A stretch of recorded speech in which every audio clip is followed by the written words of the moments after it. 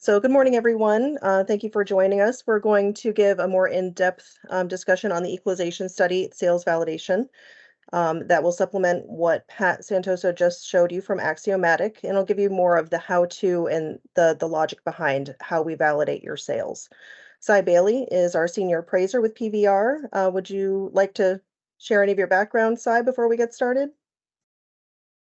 I've been an appraiser and a revaluation contractor since the late 70s, and have probably appraised, well over 50 municipalities in Vermont. And I'll tell you that the validation of sales is probably my most favorite part of doing this. It's like solving a puzzle.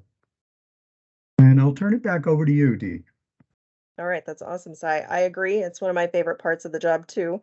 I'm Deanna Robitaille. I am district advisor, one of six that we have in the state, and we do also have Terry Gildersleeve and Christy Wright, who are district advisors for towns but have additional roles. I personally cover most of the Northeast Kingdom. Cy is somewhere in the middle of the state, and you can find the map for your area on our website by going to the Vermont Tax Department and searching district advisors. It'll bring up a very interesting BI map that will give you lots of information about your town and other towns. So let's get started.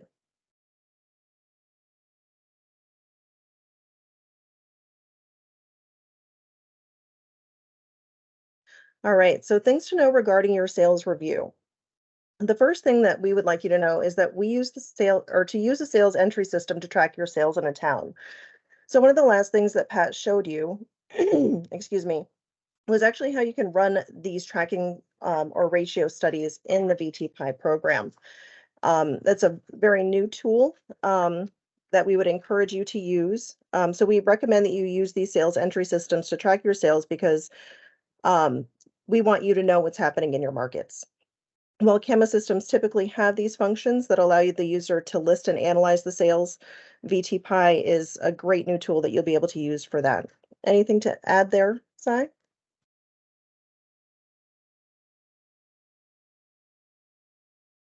No, nothing to add, Dee. Okay. And the second thing is to know your sales in order to determine whether they are valid or invalid for PVR's equalization study. Equalization study is one of the most important jobs you do as a lister or assessor. This is because the equalization study results will determine your education Deanna, are tax you rates. speaking? I am. Can you not hear me? Because I can't hear you. Can everybody hear her? I can hear you, Dana. I can hear you. Also. Okay. How about Sounds now, like- Teresa? Sounds like everybody's saying perfect. they can hear her. Okay. All right. So this is because the equalization We'll be study starting up in just, we can't hear you, Deanna, if you're talking. You might want to start over We can hear. and start the Everybody recording can over hear too, Terry. Jen. Terry, I think you and Teresa are the only ones that can't hear. Yeah, Can I you had hear to me get now? out and get back in. How about now? I can hear you.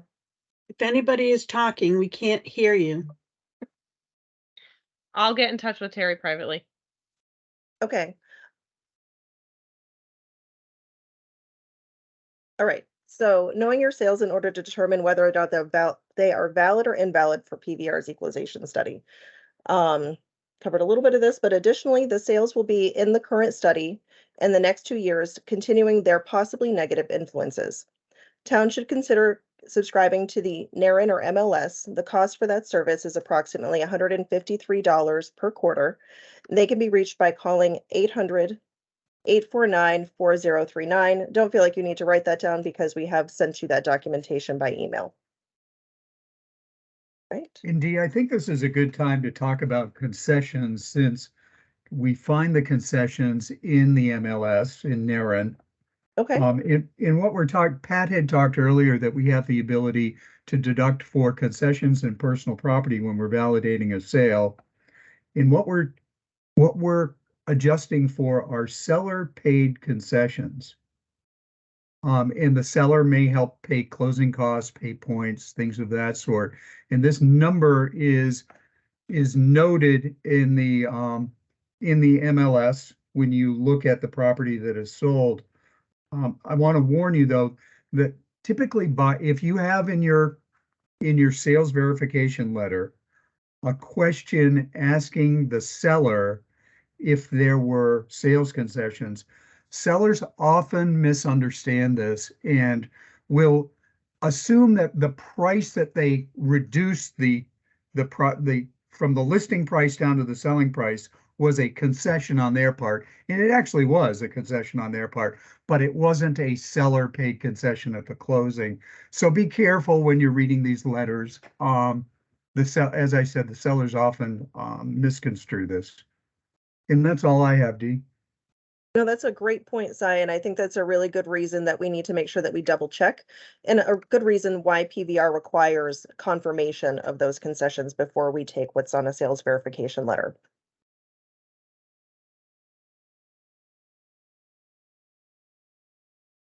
I accidentally keep muting myself. I apologize. All right, so now we're on to the third point that we want to make. So you are expected to do research when necessary. Oops. Per law, statute 32 VSA 5405F, your town gets paid $1 per parcel to assist us with the equalization study. Your research can be accomplished via town's sales verification letter sent at the time of sale, a deed analysis, meeting with the new owners to view the property after the sale, with corresponding paperwork and notes to document what you've learned, and various other means. If you verify a sale via a phone call, please utilize a form that details who you called, their phone number, the date, the questions asked, and how they responded. The goal is to demonstrate why certain sales should come out of the study as invalid. Anything more there, Si? Well, VTPIE is a very powerful tool, and Pat had demonstrated to us that we can click as assessors and listers, we can click on send a sales verification letter. This is not to substitute for you sending a sales verification letter. We hope that we encourage everyone to send sales verification letters. If you do not get a response, or the response is somewhat cryptic, feel free to have us mail a letter. And that's why that little button is there in VTPIE. But please, we encourage everyone to send out sales verification letters. Right. And it's very possible that the town will have better success receiving a response from the buyer and seller simply because you have access to those sales as soon as they're recorded. So if those sales verification letters can go out really close to the time of the sale, forwarding orders may not have expired, and people might have that information, fresh in their brain as opposed to waiting 6+ months from the transaction. All Deanna, right. Yeah.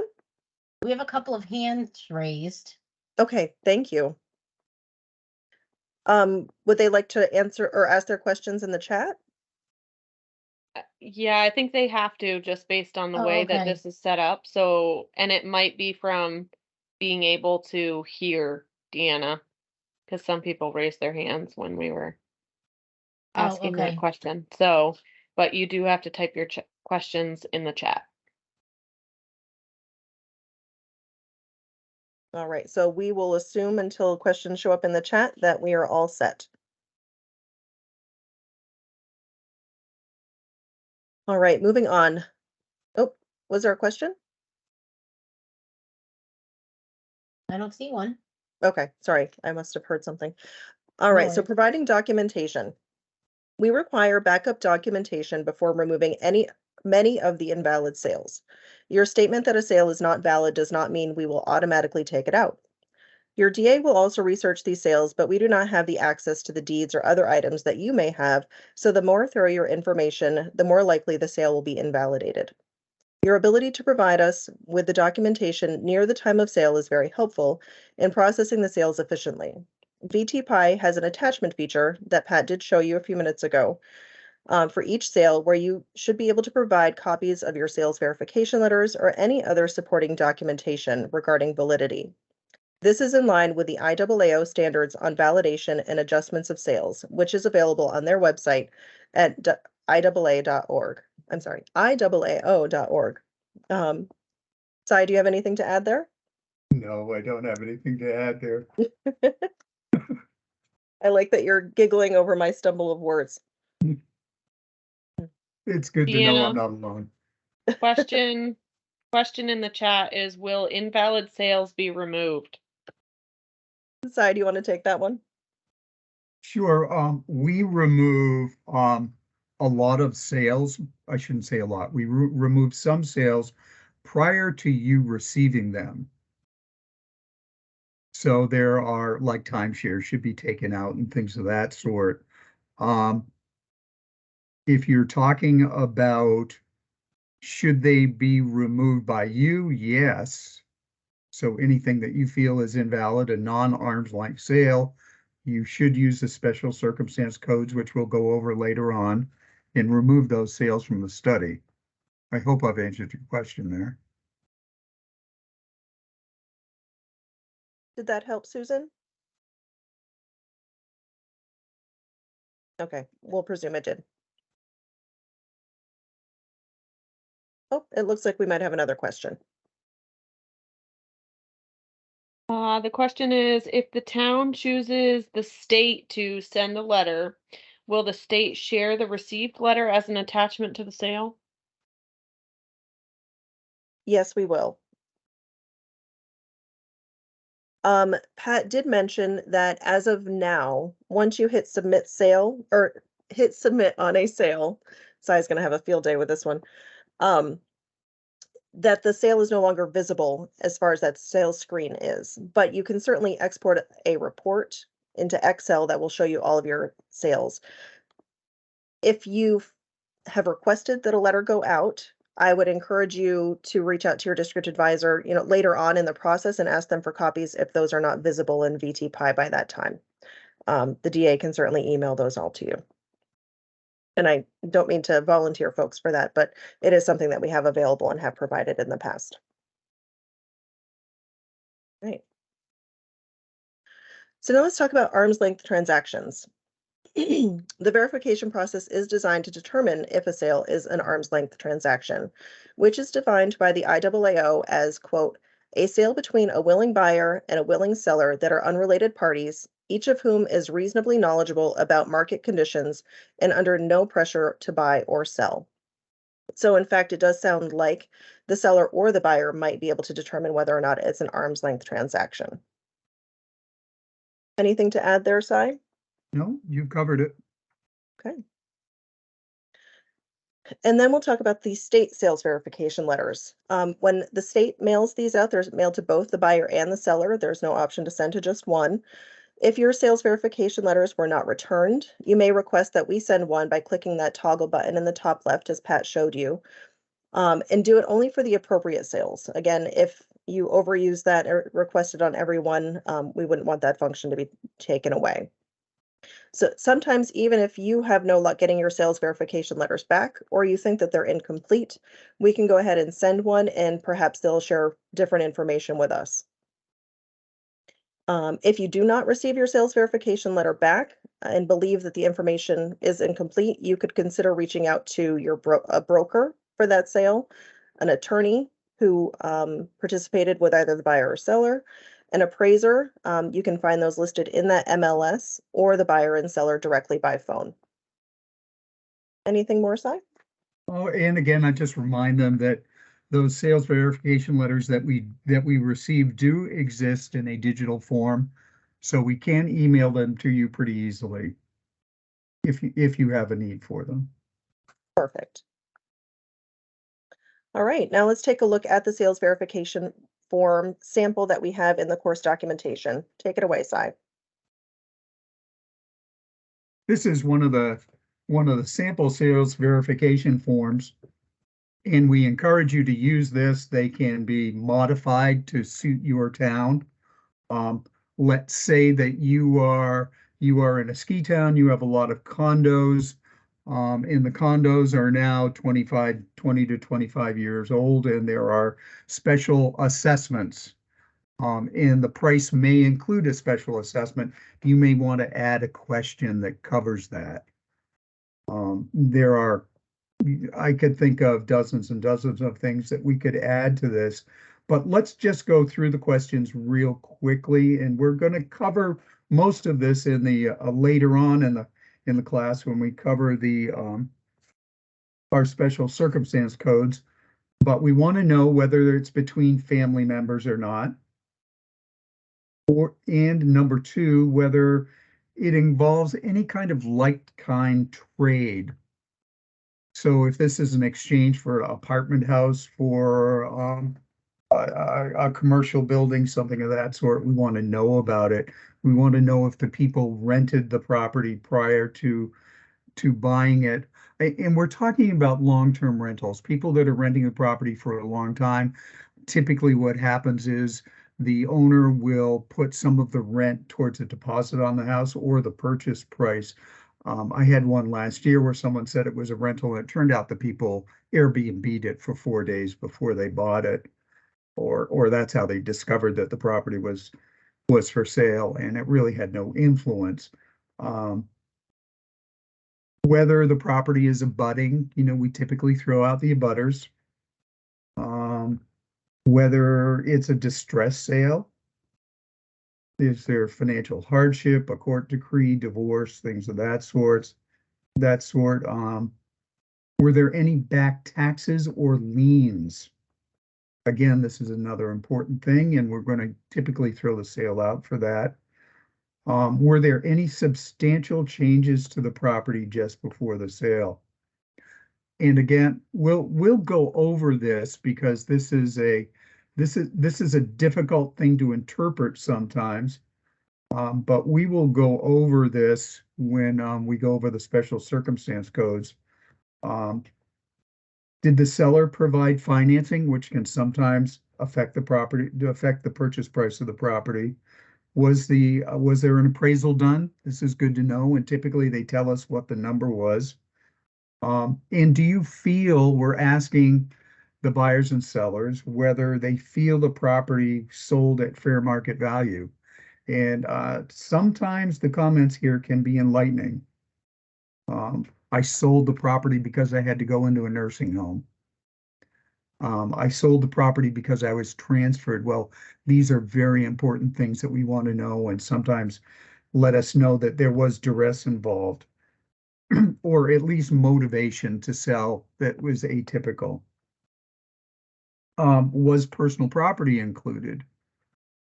We want to know the value of the real estate. We don't want to know the value of we don't need to know the value of the personal properties.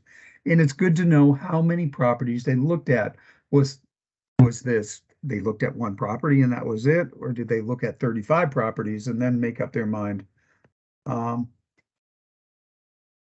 many properties did we look at? Okay, there we were. And was the final price negotiated? That's good for us to know also. In one of our letters that we have, we asked them whether there are any sales concessions, which we talked about before. But that pretty much covers that right there, and I'll turn it back over to you, Dee. Awesome. Thanks, Cy. I just want to put a plug in here on number 6, were any back taxes, liens, etc. included in the sale price? It may not be obvious to the buyer that those things were included. So in the event that you don't receive a letter back from the seller, or the seller doesn't feel like disclosing that information, I would take this opportunity to say your land records are an incredible tool. So every lister or assessor knows they should be reading the deed at the time of transfer, but it's also really important to take a look through that land record book and see if there's anything else on those, or just in general, what's happening in your town. That way, if those properties do sell, then you will know that there may be some motivation to refer back to. Things like complaint of foreclosure, liens from contractors that may have helped build the house and didn't get paid, those types of things. All good information for you to have. Deanna, do you want to take some questions before you move on? We would love to take some questions. Okay, one question is, when should they export their sales in Excel after submission?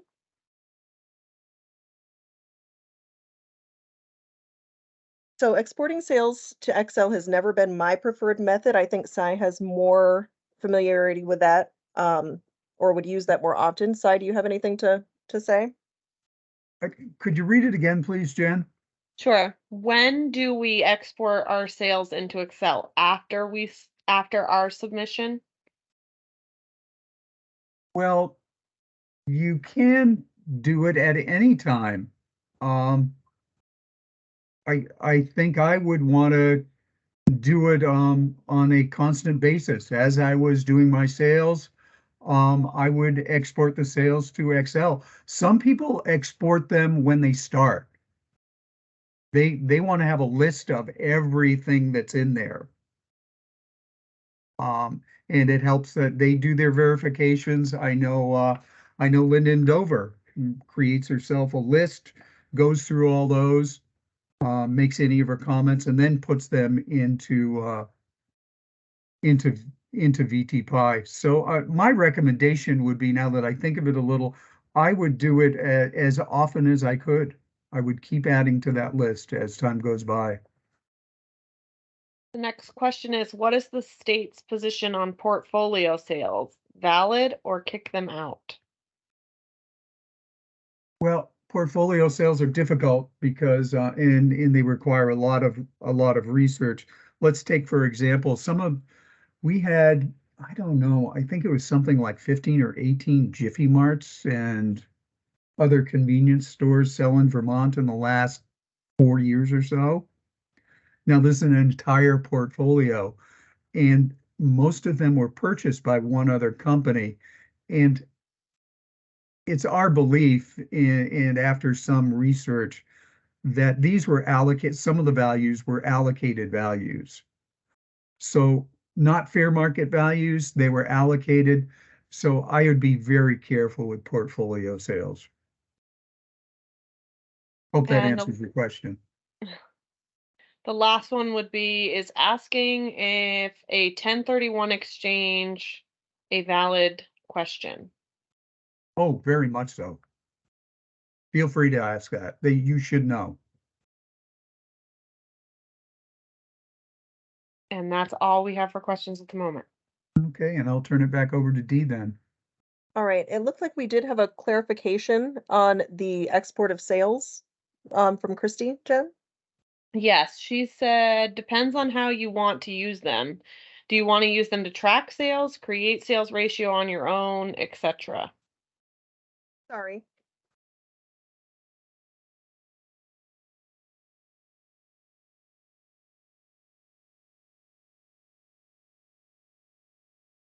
And that's all we have in the chat for now. Sorry about that. I have a little guard dog. All right, so moving on. Listed time or listed value at the time of sale. The listed value that gets entered in the VTPIE sales validation screen should be as of the date of the sale, or as in the as-built grand list, unless it is a subdivision of land that stayed undeveloped and had no major improvements just before the sale, such as permitting or a driveway. If so, the new listed value for the portion purchased should be used. If you just completed a reappraisal, the value should be changed to the new reappraised grand list. Because sales continue to occur between 4/1 and the time you lodge your next grand list, your town clerk may have had to utilize an old grand list value at the time of recording. As such, it's important to check their numbers and make sure that the information corresponds with the date of the sale. For example, sales from 4/1 to 4/22, 4/1/22 to 3/31/23 should correspond to the listed values in your 2022 grand list. Anything to add there, Cy? Some people have a very hard time with the listed value at the time of the sale because maybe after the sale, but before the next grand list, they went out and took a look around and found that things were a little bit different and they had to make an adjustment, and they really want to use that value. But no, you shouldn't. And it's to be the listed value when it's sold. So, yeah, I can't stress that enough. All right, and we'll talk about grievance values in just a sec. Oops. So comments in the VTPIE program. We want to make sure that you word your comments appropriately and have them correspond with the reason for removing the sale. Please avoid cryptic comments and information unrelated to the reason why you're trying to remove the sale. If you give us enough detail, we will have less need to contact you for more information. If you attach a sales verification letter, you should summarize what the answers were that influenced your decision to invalidate or keep the sale valid. Your comments may also contain reasons why you think the sale is fair market value and arm's length, particularly if they may appear otherwise. Please include enough detail and documentation via the attachment feature so that there is a clear path to your conclusion. Anything there? Bye. No, nothing to add, Dee. Okay. I would just say for size benefit, we do enjoy conversing with our listers, but in the comment section, be precise. I think we all have a tendency to, share a lot of information, but make sure that it's very relevant to the reason that you're validating or invalidating the sale. All right, so grievance values that we just touched on a moment ago. We do not accept grievance value changes as a reason to invalidate a sale, period. For an example, a parcel is listed in the 2021 grand list as a house, a barn, and land at $350,000. During the summer of 2021, the barn collapses, but you did not capture that change in the 2022 grand list. The parcel then sells on January 1st of 2023 for $300,000, and the owner grieves to reduce the value due to the collapsed barn. The listed value at the time of sale was $350,000, and it included the barn, but the sale price did not. This sale cannot be eliminated from the study because that's what your inventory showed in that grand list. If there were major changes to the property between April 1st and the time of sale for which you did not have an opportunity to reflect, and you adjusted the listed value in your grand list for the next year, you may invalidate for a large change post-assessment, and we'll cover that a bit in the next section. Make sure you indicate the changes and the new grand list value in the comments. What would you like to add there, Cy? This is very difficult for people that do not have zoning in their towns. Take the town of Heartland, for example, a town with some very, let's call it extensive real estate, very high priced real estate. They don't have zoning. They have to climb in their cars every year and drive around. So it's easy to miss that barn that burned down or the new one that's been built. But in their case, and they've been doing this for decades now, they climb in their car and they drive around and they try to view every single property that they can. I know it's a lot of work, but I encourage all of you towns that do not have zoning to go out and try to view every property that you can. I realize most of you do, but I just thought I'd bring that up. Thanks, Cy. Mobile home parks. All sales to or from a mobile home park owner are removed under a 19, which is an other. Anything in particular to say about mobile home parks? Not at this moment, no. Okay. And then relocation company sales. Businesses hire relocation companies to buy or sell real estate when employees relocate as a benefit to that employee. The relocation company typically buys the property and resells it. Their intentions and incentives are not necessarily market driven, and therefore we eliminate them from the sales study. All right, anything there? I'm all set, Dee. All right, do we have any questions in the chat? I don't see any. All right, thank you, Teresa. All right, so now we're going to talk about market research.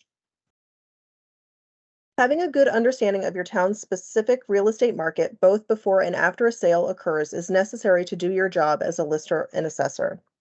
There are several real estate websites that will assist you in learning what is selling in your market area and in gaining an overview of trends. Most listings will have multiple photos and good property descriptions, especially if viewed before closing, as many photos will be removed once closed. Most sites allow you to search by town, zip code, county, etc. There are often filters available for square footage, status of the listing, closed, pending, and for sale, special features, etc. And here are a few sites that we would recommend that you use for this market research. To find a specific sale, you may also simply search the address to generate a list of all sites that may have listed that property. Keep in mind, this will not reflect for sale by owner results. If a site listing includes pertinent information that could be helpful in determining its validity, you should print it or save it as a PDF and keep it for the equalization study. Other good sources of real estate market information are newspaper ads and local real estate catalogs, which are available for free at a lot of retail locations. You may also find that auction sites are helpful to see which properties sold under duress. Cy? Just wanted to make a note that Thomas Hershak of Morrisville auctions the majority of the real estate in my area. And I just thought I'd let you know about that. You can check out his website. They list all the properties that are for sale and that they have sold. So that's a useful website to go to. All right, thanks. All right, so valid sales. Sales believed to be valid for the purposes of the equalization study require few, if any, notes. Cy, do you want to elaborate on that just a little Sure, bit? here we go. Now we want to talk about the special circumstance codes, and these are the codes that you use to remove sales from the sales study. These are the invalid sales. And they are listed from 1 to 21, 22. Below we have in our, did you go to the next page, Dee? Okay. 1 to 7, these are the ones that are typically removed by PVR. But if you want to take a look at these, you can go to your go to VTPIE, run, I believe it's all sales, and correct me if I'm wrong here, Dee. You can run your all sales report, and that will bring up the ones that are code 1 to 7, and you can check them to see if they are incorrect and ask us to add any back in that that are valid that may have been inadvertently marked invalid by the state or by the person filling out the PTTR, I should say. Right, and I think that's the important part there is that if they are automatically eliminated, it's by virtue of what the person filling out the PTTR entered. So it may have been an error. So it's really important to make sure as you're reviewing the sales in VTPIE to have your stack of PTTRs, hard copies next to you or that export in the Excel file so that you can just double check and make sure something wasn't inadvertently eliminated. So special circumstance code 4 is for timeshares or fractional ownerships of property. These are to be removed, but quite a few, if you're over in Ludlow or down near Stratton or Mount Snow and even up in the north, you're going to find that some of these make it through and these need to be removed from the sales. So anytime you run across a timeshare, you want to remove it from the sales list.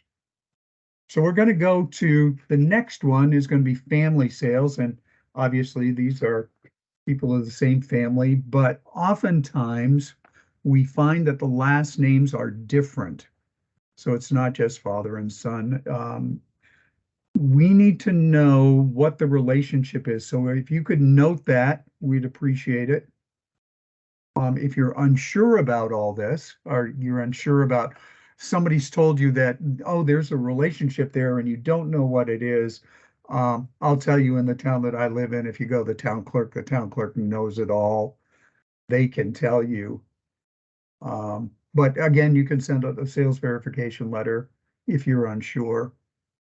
And we recommend that in the wording in VTPIE, if you put family in and tell us that it's a granddaughter, or if it's the niece of the seller or something of that sort, that would be helpful. Let's move on to number 9, and that's corporate or stockholder. You can check these by going to the Secretary of State. Their website's noted in the material that you got here. You're going to be looking for names. So let's say it's a corporation to so-and-so. You look on the Secretary of Websites and it says right there that this is a person involved in the corporation. So of course we want to throw these out of the sales study. You're also going to find people transferring to LLCs and things of that sort. Again, we want to throw those out. And the Secretary of State has a database of LLCs that you can check. Anything we've forgotten there, Dee? Nope, I think you covered it all, but I think we have a couple of wording suggestions. Sure. Oh, I guess we do not.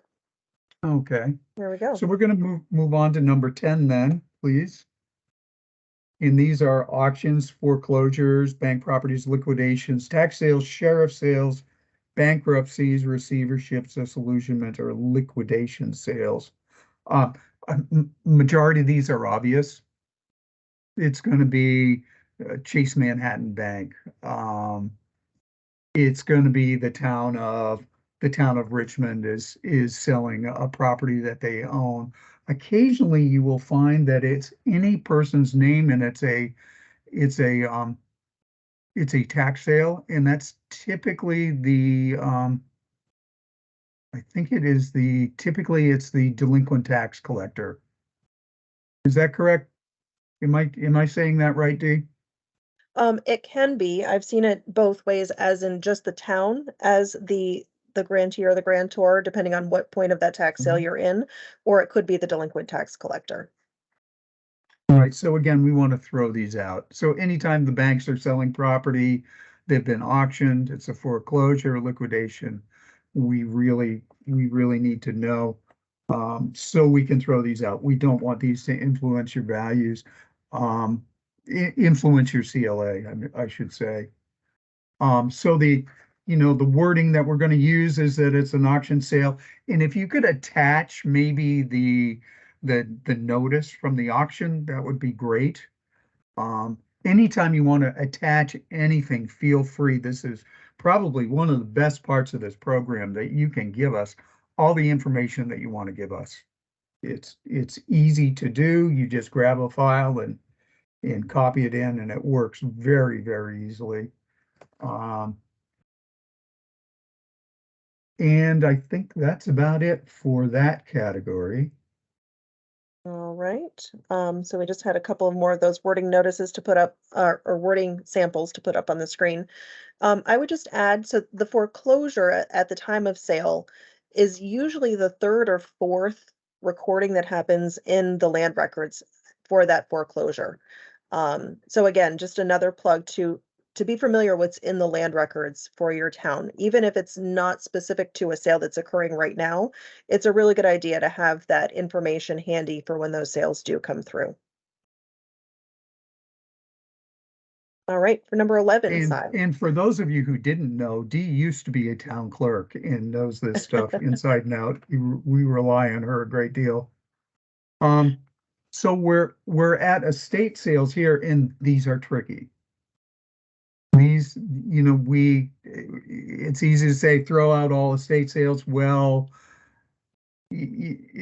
particularly in small towns, it's probably not a good idea. We don't have a lot of sales. We want to look at them very, very carefully. If it's, maybe 5 siblings and they live throughout the country, they don't want to keep the house through the winter. They don't want to pay the heat. They don't want to pay the additional taxes. Typically, they'll let the house go at a lower price. They just want to get rid of it. They're liquidating the property. And then there is the son who has inherited his mother's house. He lives a couple blocks away. He mows the lawn. He takes care of the property. He hasn't taken all the furniture out. He's most likely going to get market value for that property. So we want to be very careful. We want to ask as many questions as we can. We want to look at the pictures because the pictures will tell us if they've cleaned out all the furniture or not, which sometimes makes a difference in sale price, sometimes not. But these are the things that we want to look at. Look at the ratio also. You know, if all of our properties are, we've just done a reappraisal, all of our properties are coming in anywhere from 95 to 98%. They're pretty tight. We did a pretty good reappraisal. And all of a sudden you've got this estate sale that's down at like 88%. Well, maybe that's an indication that it wasn't an arm's length transaction. These people were highly motivated to get rid of it. So those are things to look for regarding estates. Is there anything you want to add there, Dee? No, I think you pretty much covered it. We haven't checked in on the chat in a bit. Teresa, do we have any questions? I'm not seeing any. Oh, good. We'll Okay, move You're on. just doing a magnificent job. Yeah. Oh, wait. They're probably all asleep by now. Hold up, I Uh, have one. Basically, all sales are valid until proven guilty / unqualified. There you go.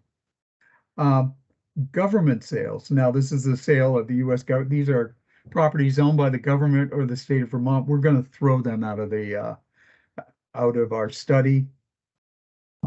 They typically don't represent fair market value. So, again, those will come out, and I'm going to move right on, Dee, to charitable, religious, and benevolent associations that sells properties. You know, these can be the churches, the religious organizations, the non-for-profits. So we're talking about the churches, excuse me, churches and let's say the Elks or things of that sort that are selling their properties.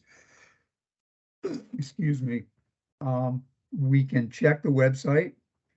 We can check the Secretary of State's website for those organizations if we have to. Is there anything you want to add there? Dee? No, it works pretty much the same way as looking for an LLC or a business to see if the parties had any interest or owned an abutting parcel. We'll cover that in a few minutes.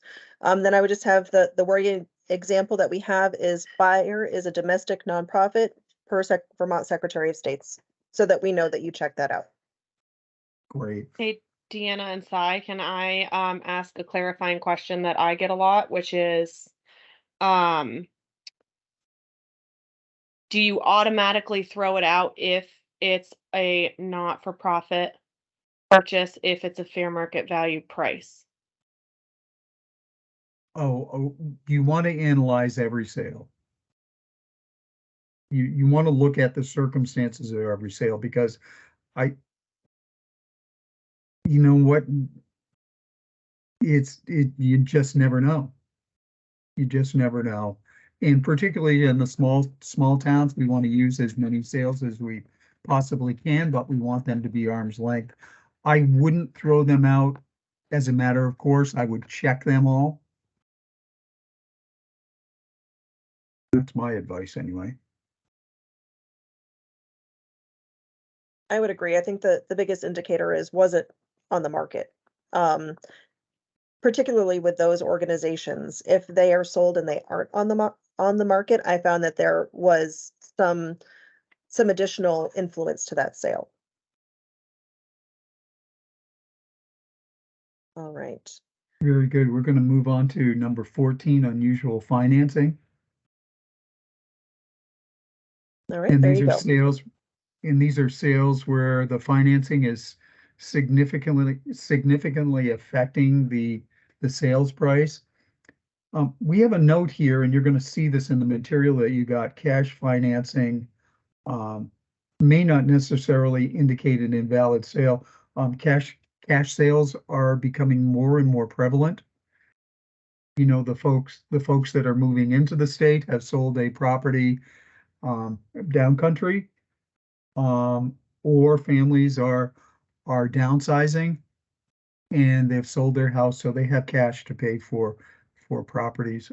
So cash sales doesn't always indicate that it's an invalid sale. Hi, Yes, I have a couple questions. sure. So if a sale is close to fair market, it should be included regardless of circumstance, question mark? Oh, no, no, no. Yeah, I was gonna say no. No, there's an exception to every rule, particularly with Right. real estate. But, you're gonna find circumstances where people actually pay market value. They have an appraisal done, but it doesn't meet the test. They're using an appraised value. It's not market value. It hasn't been exposed to the market. Not everyone has seen this property, and you never know what's going to happen, particularly in today's market when you get more than one person looking at a property. They tend to get bid up. So that appraised value may not we may think it's market value, but then again, it may not be. Um, all I can tell you is that you have to look at these sales very, very carefully. Okay, Um, and go ahead. Go right ahead. The next question is, if there is an organization like a housing trust that regularly sells property, will there still be a need to cross-reference with Secretary of State info? No, if you're talking about a housing trust like down here, we have the Windsor Wyndham Housing Trust. If they're selling property, that that's most likely not an arm's length transaction. But again, you want to check. All Like I right. said, I just can't stress that you have to check every sale. I would add a couple points to those questions. As far as the checking the Secretary of State's website, in my territory, which is the Northeast Kingdom, I have a couple of communities that have an LLC that regularly transfers property between the LLC and the parties who own, as well as another LLC that they own. And I would not have found that information had I not gone to the Secretary of State's website. Those would all be invalid sales, though on the face, they look like they may be valid. The other thing, as far as close to fair market value, I think the last 3 years have shown us that we know the markets in our town are nowhere near what we have for listed value, maybe within 20 or 30%. So those sales that come in close to what your listed price or listed value is in your grand list, those may automatically not be reflective of, or sorry, I'm saying this wrong. So just because the sale price comes in close to your listed value, if you know your market is either typically under or over, that might be a reason to look at that sale. Does that make sense, Si? It does make sense. Exactly. And let's just bring up again the unusual financing, the tenant buying the house. That's why we're asking that question in the sales verification letter, if you rented the property or not. Again, that would be sometimes unusual financing. The owner may finance that property. And the wording that we're looking for here is, and here's the example, 100% seller financing at 20% for 45 years. Per sales verification letter, and you're going to attach that letter in VTPIE. Let's move on to number 15D. Well, I just wanted to clarify or add a little something there. So for owner finance, typically those deeds are going to be directly followed by a mortgage deed between the buyer and the seller. That would give you some indication that there may have been some consideration, but unfortunately, unlike a traditional mortgage, they don't necessarily present the terms of that agreement. So sending those sales verification letters are very important in that situation. It looks like there might be a comment in the chat about that regarding whether or not a seller will divulge those financial terms. I think at least in my or the sales letters that I've sent out, both at the town and at the state level, I've had really good luck at getting them to divulge, maybe not both the seller and the buyer, but at least one of them being willing to give that information. Deanna? Yep. The second part to her question was, should these be thrown out as a matter of course? I'll leave that one to Cy. God.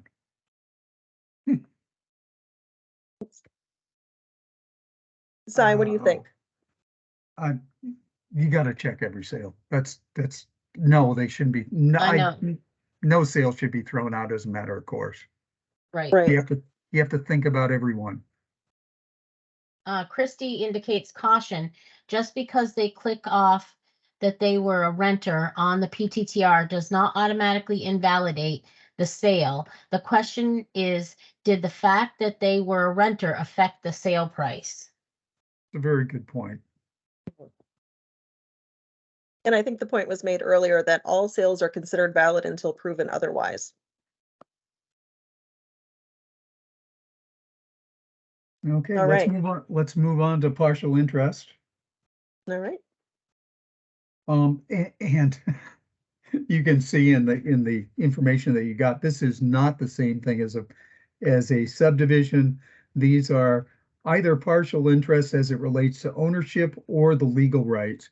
So if you're a member of a ski club, this is a example I brought up to Dee yesterday, 15 people from Darien, Connecticut buy a house in Ludlow and they use it as a ski club. Well, one of the guys decides he doesn't want to do it anymore. He's getting married.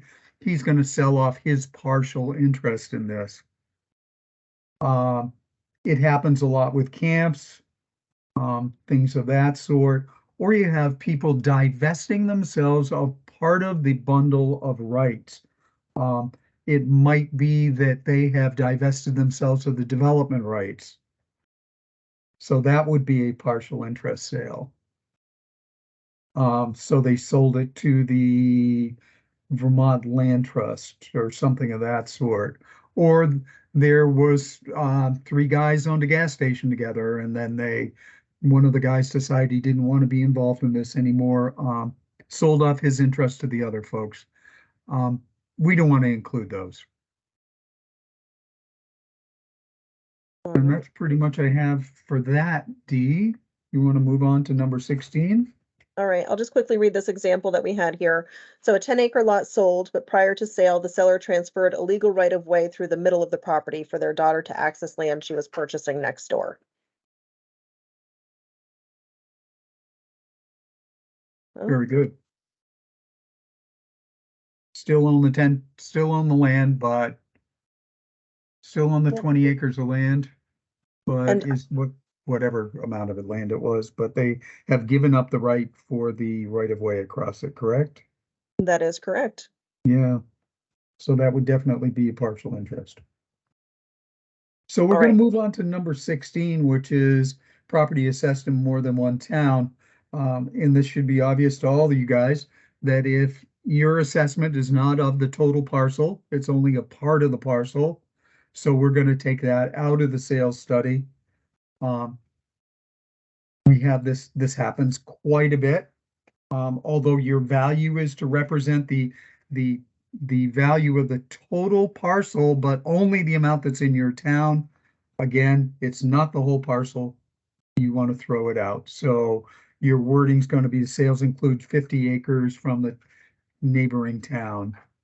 So we're going to move on to number 17, which is excessive personal property.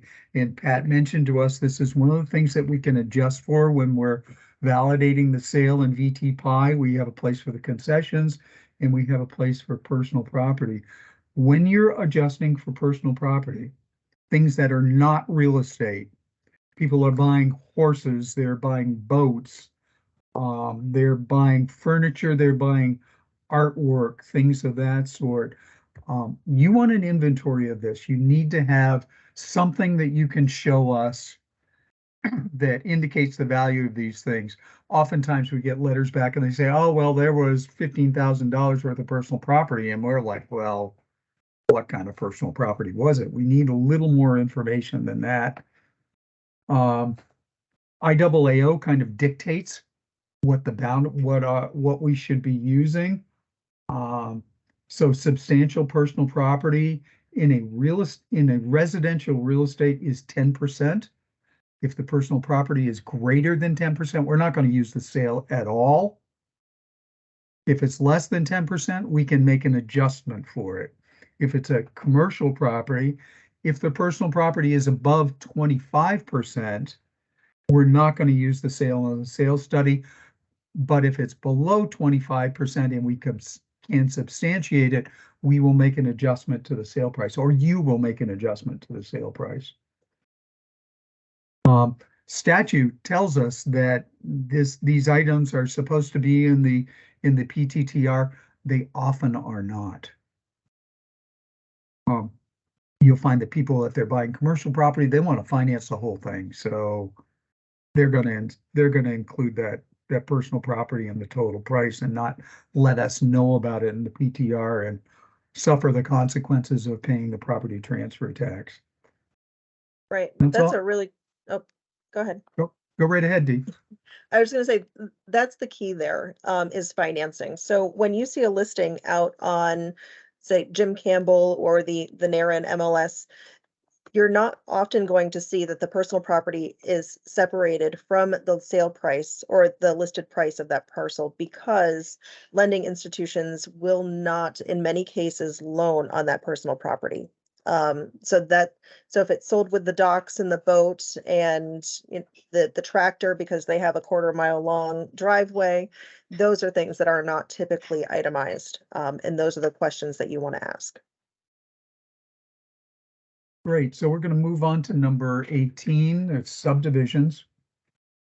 And this is when, quite obviously, somebody has a large tract of land, they're selling off a portion of that. And we ask that in the comments, you tell us that they're selling 10 acres of 20 acres. And we would like to have the span number, the property ID, or the span, well, we'd like to have the span number and the property ID number if we can.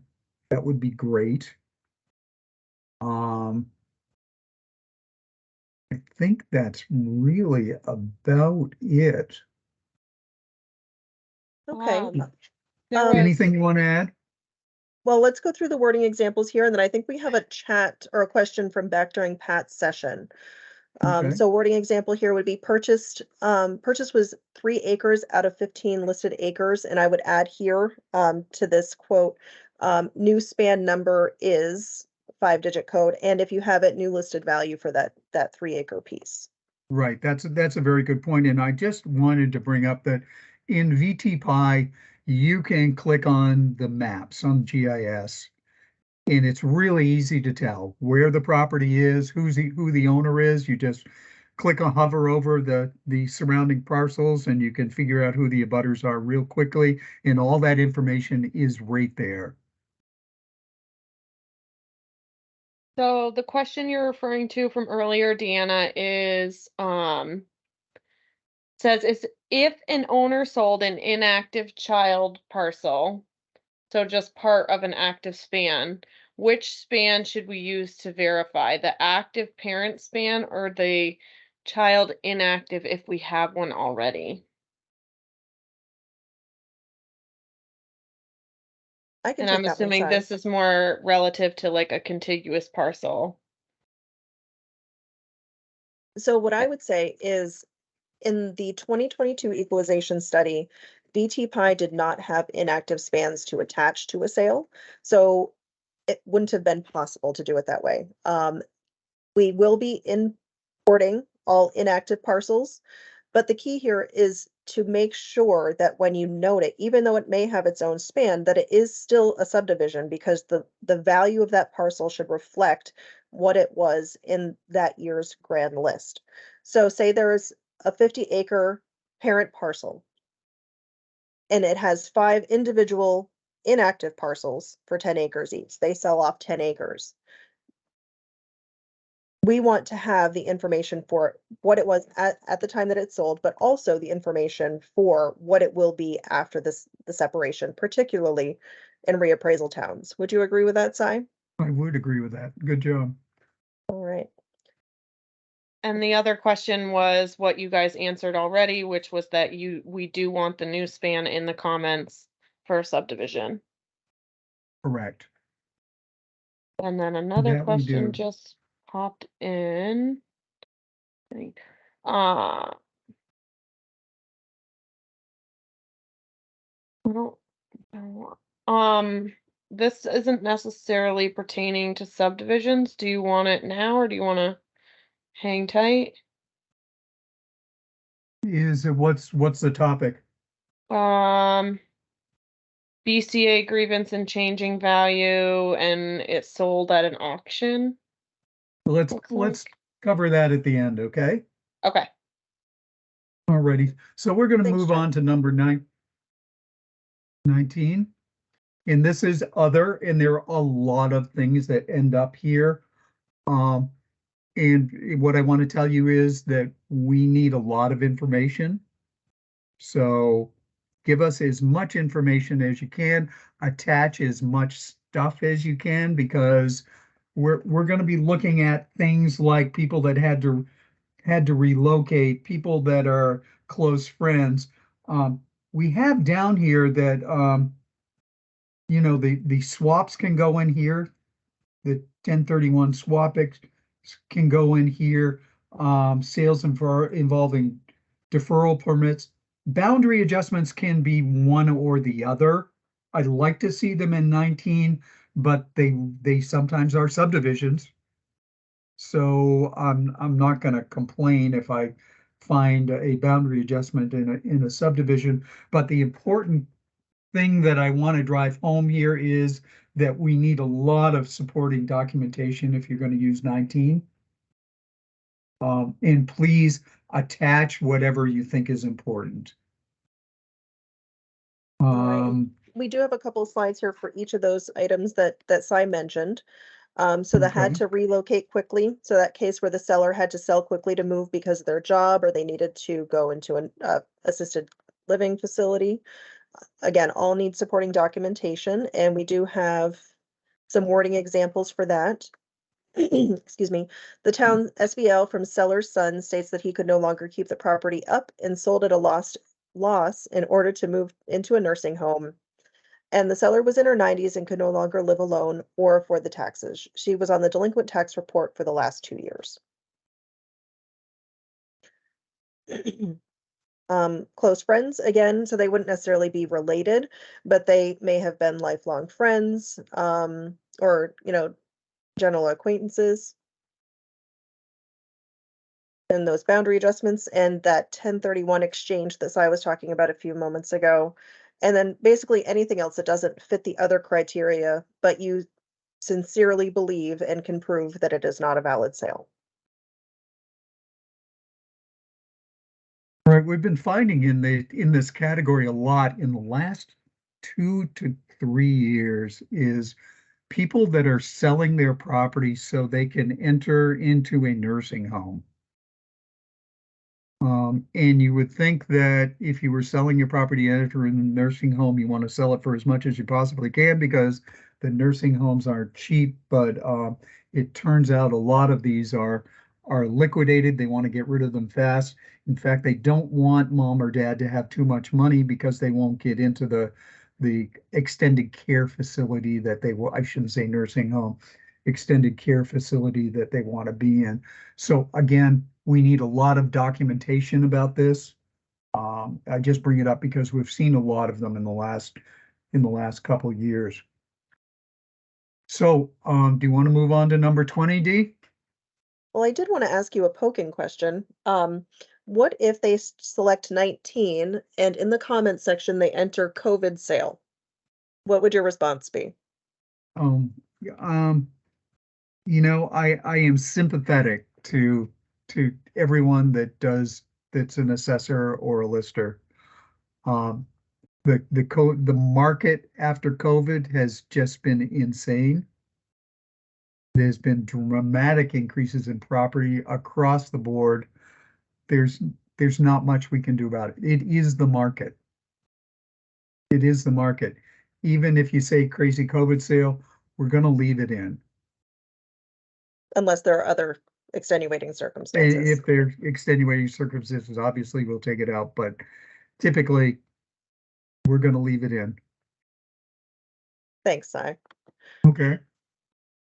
So we're gonna move on to number 20, and that's abutters, and these are, properties that are being acquired by the neighboring property. These come out of the study.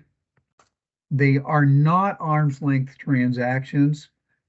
Typically, they are not in MLS. They're not exposed to the market. There are several reasons that it's a non-arm's length transaction. One is if it's not in MLS, it's not exposed to the market. And the second is they don't have equal bargaining power. If you're buying a piece of property from your neighbor to put a septic system on, you really need that piece of land. And you're willing to pay a lot of money for it. And that's why we're throwing these out. Sometimes they're boundary line adjustments, but most often people are acquiring lots. Well, I should say there's several reasons that abutters buy property. One is that they need it. Something has to happen. Driveway has to go there, a well has to go there, septic system has to go there. House wasn't built properly, didn't meet zoning requirements, it wasn't in the right place. I need to buy 10 feet from you, so we conform to zoning requirements, things of that sort. And then there are the abutters that buy a piece of land. They really want the 20 acres or the 50 acres near them because that's where daughter Susie's going to build her house and things of that sort. Again, typically they are not an arm's length transaction. We're going to throw these out. We want you to tell us that it's an abutter sale and that the owner owns, the buyer owns parcel number, or we want the span number. The last 5 digits of the span is the best thing to give us. And I think that's about it. Anything you want to add there, Dee? Sure. So a couple of other things that I've seen in a couple of my towns. You have one buyer who is purchasing properties in a particular neighborhood, not necessarily contiguous or abutting per se, but close enough to be obvious that they're purchasing properties um, in that location for a reason. Whether that's for investment, to Airbnb them, or because they want their family to be close, or the buyer has the same last name as an abutting parcel owner, so indicating that may be a parent, and they want to, keep their family close. So those are two things that I would definitely add there. So again, not typical motivation. Correct. We have You one have one quick question. question. Yeah, go ahead, Teresa. If the buyer is John Jones and he is buying a parcel that abuts one he owns as John Jones trustee, does the sale meet this criteria? Yes, I would say yes. No, just knowing what you're telling me, I would say yes. There may be more to know, but Yeah, another abutting sale scenario that I had in the last couple of years, there was a parcel that was purchased by a gentleman who was currently residing at the neighboring property with his significant other. And the town provided me with the address to which they were registered as a voter. Um, Not typical to look at the voter checklist, but that was enough to substantiate for me that it was an abutting sale and that they were likely purchasing the property next to them because of an extenuating circumstance or a vested interest. So they can get a little wonky. Just keep your eyes open. so we're going to move on to number 21, and this is the last one. So you guys are going to have to wake up now if we put you all to sleep. These are large post-assessment changes. These are, for some reason, this is very difficult for people.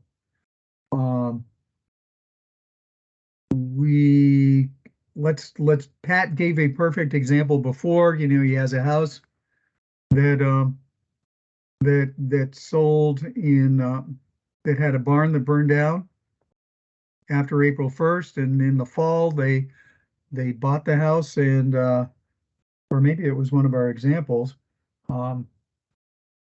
You know, we don't change that, but if someone after April 1st made a change to their property, they added the barn, and then it sold, let's say it sold in the fall. You looked at it in April, no barn there. So you're gonna look to us and say, okay, I want to throw this one out. They added a barn. I didn't have a chance to look at it. It's after the appraisal date. That's okay. But we want to see in the new assessment year that you change the value. So many times we get that it's a large post-assessment change. You know, they added a substantial, they put an addition on the house, they added the barn or added another, another house. But then there's no change in the assessment in the next year, which is always a mystery to me. And you really need to make that change. Otherwise, we're not going to throw it out. Anything you want to add there, Dee? Yeah, I think the key here is for people to understand that large change post-assessment means large change post April 1st of that year, not 10 years ago when you did your reappraisal. Well, that's a So very good point. if there were no inspections done on a parcel and you didn't do that yearly drive or twice a year drive around if you don't have zoning to see what might be happening in your town, and at the time of sale you realize, oh my goodness, they added a two-car garage that wasn't visible from the road, and we never appraised that. Catching it in that year doesn't really qualify for large change post assessment. We would consider it if there is a change to your next grand list, but this is not a mechanism to bring your grand list up to snuff, so to speak. Those are things that Exactly. should be reflected on an annual basis. If you talk to Christy Wright, she will tell you there is a very big difference between a post-assessment change and grand list maintenance. This isn't an opportunity to do grand list maintenance. You don't go in and say, okay, it sold for $400,000. I have it in for $300,000. I'm going to change this to good. And I'm going to get closer to the sale price, and it's a post-assessment change because they've done this over the last couple of years. Well, you can't do that. That's not the way it works. So let me give you some of the examples. And one thing that I didn't mention before is construction in progress, where you may have a partially complete house, and then again after you've looked at it, it's much more complete. That is a justifiable large change post-assessment. So the wording is going to be something like purchase price included 1,000-foot addition added before the sale, but after April 1st. And again, the new assessment needs to be added in. You need to tell us that in the comments. Or, as I was just stating, the new construction property listed at 70%, sold 100% complete, and give us a new value, please. And that covers it for our special circumstance codes. And if you take anything away from this, take away that we need lots of comments when you want to exclude something, relevant comments, and we need attachments to substantiate where you got your information from. All right, do we have any questions? So the one question that we didn't get to, that we were hanging on to was, so if they don't disclose the detail until a BCA grievance, where does that leave us? We had a sale property of 4.5 million at auction. They grieved our value at sales price, which was rejected, then came to the BCA claiming 1.5 million was personal property. Never disclosed anywhere the personal property detail until they caught wind of a reduction they might gain a lesser value. Sale was kicked out anyways, but it affected the assessment for tax purposes.